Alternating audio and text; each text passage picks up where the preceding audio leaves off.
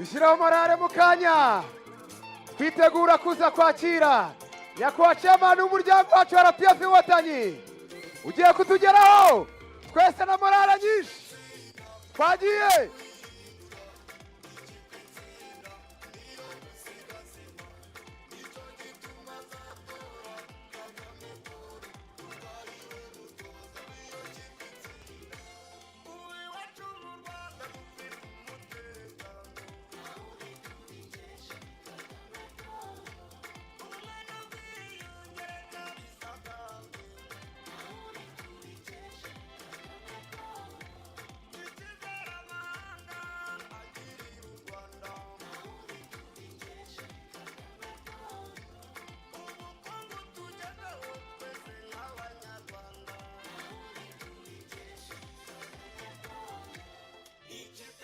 Dongozi twishimira nyakubahwa chairman wa RPF wamaze kugera hano.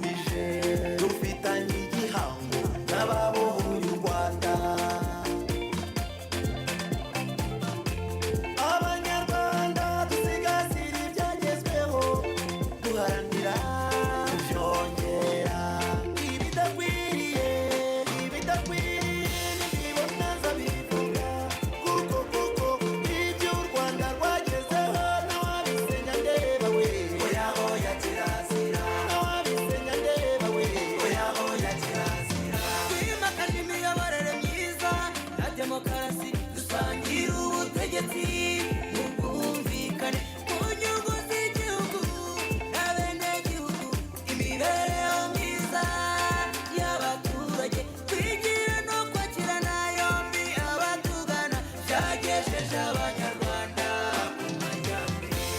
Ibidakwiye nibibona nzabivuga, kuko ibyo u Rwanda rwagezeho ntawabisenya ndeba we. Oya oya kirazira, ntawabisenya ndeba we. Oya oya kirazira. Ibidakwiye nibibona nzabivuga, kuko ibyo abaturage twagezeho ntawabisenya ndeba we. Oya oya kirazira, ntawabisenya ndeba we. Oya oya kirazira. Ibyo leta yatugejejeho ntawabisenya ndeba. Oya nawe ntawasenya umubano w'u Rwanda n'amahanga, yewe ndebera. Oya nawe ntawasenya ishoramari we. Oya nawe, oya nawe, oya nawe. Ibidakwiriye nibibona nzabivuga, kuko ibyo u Rwanda rwagezeho ntawabisenya ndeba we. Oya oya kirazira, ntawabisenya.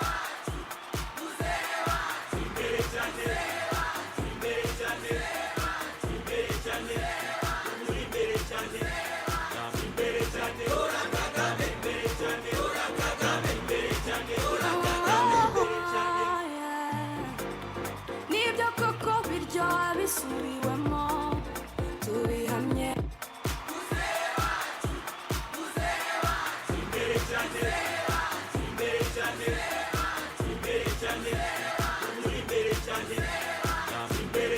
Ora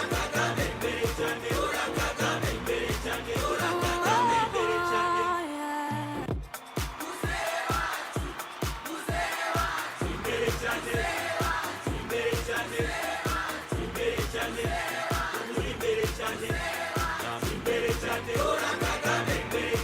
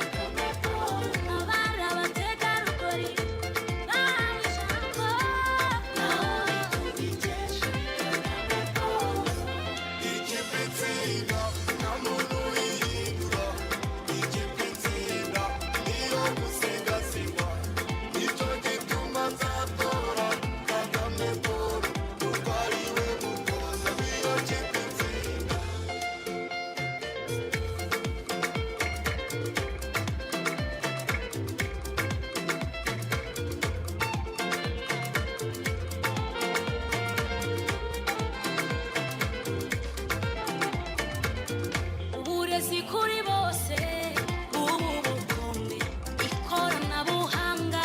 Murakoze cyane nyakubahwa chairman. Turirimba indirimbo y'umuryango.